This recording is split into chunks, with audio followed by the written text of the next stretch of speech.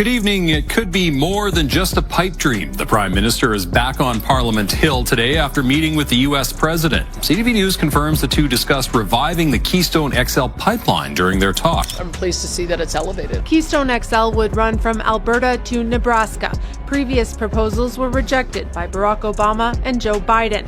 But Donald Trump wants to bring it back. Is it the revival of a pipe dream? The Keystone XL pipeline expansion project canceled twice. Maybe back on the table.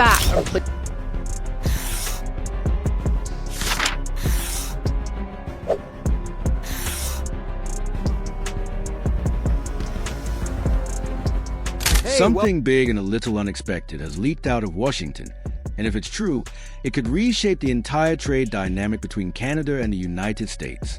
According to sources close to recent talks, Prime Minister Carney quietly pitched a deal that no one saw coming. Bring back the Keystone XL pipeline, the very project cancelled under President Biden, in exchange for the U.S. lifting its 50% tariffs on Canadian steel and aluminum. It's the kind of move that sounds almost impossible in today's political climate, using energy as a key to unlock a trade impasse worth billions. The discussions reportedly went beyond oil, touching on everything from auto parts to raw materials. The signal was clear. Canada might be testing how far Washington is willing to go for stability. If the leak proves accurate, this isn't just a trade offer, it's a high-stakes bet that could either break a long-standing deadlock or trigger a new wave of tension across North America. The question now is what's really driving the sudden Keystone comeback and what it reveals about the shifting rules of the U.S.-Canada relationship. Once the leak hit the headlines, the story didn't stay contained in Washington for long. It exploded back home in Canada. Almost immediately, the national conversation shifted from shock to skepticism. Across newsrooms and Parliament alike, one question echoed. Does tying the Keystone XL revival to tariff cuts on steel and aluminum actually make economic sense for Canada? Opposition leader Pierre Poilievre wasted no time criticizing the idea, accusing Prime Minister Carney of giving away too much to Washington. He warned that if the deal fails to deliver tangible results, it could cost Carney valuable political capital at home. Other parties echoed similar concerns, calling it risky to connect a massive energy project to trade concessions that hinge on the unpredictable winds of U.S. policy. Yet, not everyone viewed it as reckless. Several economists argued that if the plan works, it could dismantle billions of dollars worth of trade barriers and breathe new life into Canada's steel, aluminum, and energy sectors. Their logic was straightforward. Lower tariffs mean stronger exports, and stronger exports mean more jobs and growth. Through all the political noise, Carney remained notably silent, focusing instead on the technical side of the negotiations, the data, the models, and the fine print. While politicians sparred in public, the debate began to narrow around a more pragmatic question. Can Keystone really restart the flow of trade and jobs that Canada urgently needs right now? Beneath the headlines and political theatrics lies a deeper strategy: energy as leverage.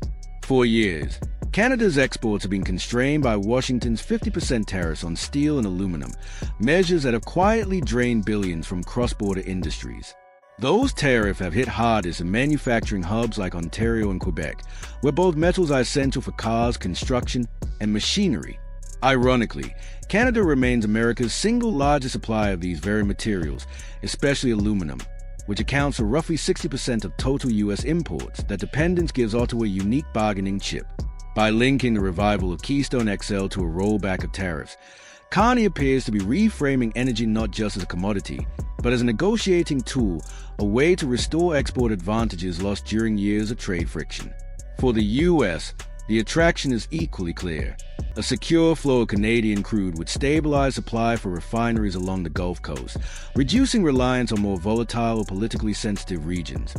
For Canada, the payoff could come through renewed competitiveness in heavy industry, where tariff relief would ripple through job markets, pricing, and investment.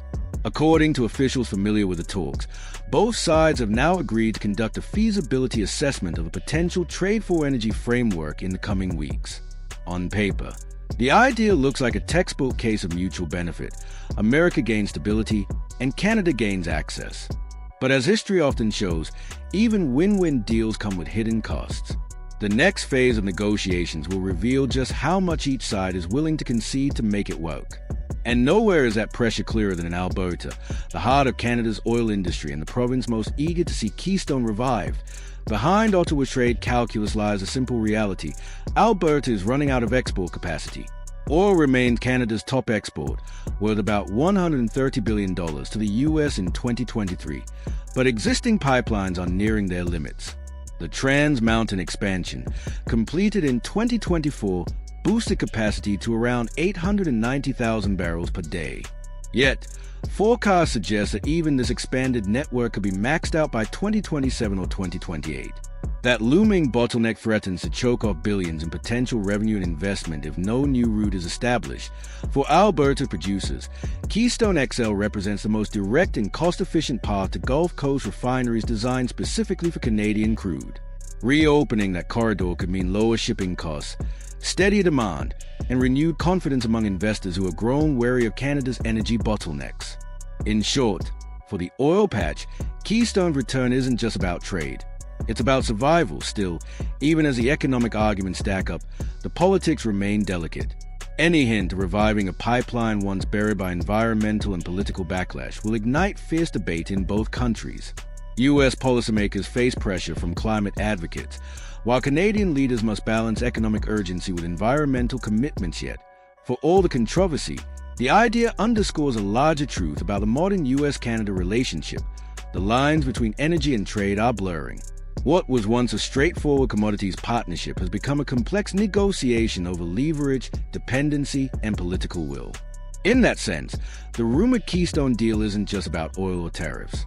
It's about redefining how two of the world's closest allies manage power, prosperity, and politics in a shifting global order. Beneath every diplomatic headline, the real story remains the same: keeping the oil flowing south, the trade moving north, and the delicate balance between politics and economics intact. Whether the Keystone comeback becomes reality or fades into another unrealized proposal, it's already revealed the new rules shaping North America's future. Energy is no longer just fuel. It's the ultimate bargaining chip. Through it all, Mark Carney's approach has remained unmistakably technocratic. Numbers first, politics second. Rather than engage in public sparring, his focus on data, cost-benefit models, and the quiet mechanics of trade diplomacy. According to one Canadian official familiar with the talks, Donald Trump appeared surprisingly open to the idea of reviving Keystone XL, framing it as a potential win for both jobs and supply security. Even former Alberta Premier Jason Kenney praised the move, calling it a judo strategy, using energy cooperation to unlock tariff relief. Those who attended the meeting described it as cordial and unembarrassed, a rare tone in an era of tense cross-border politics.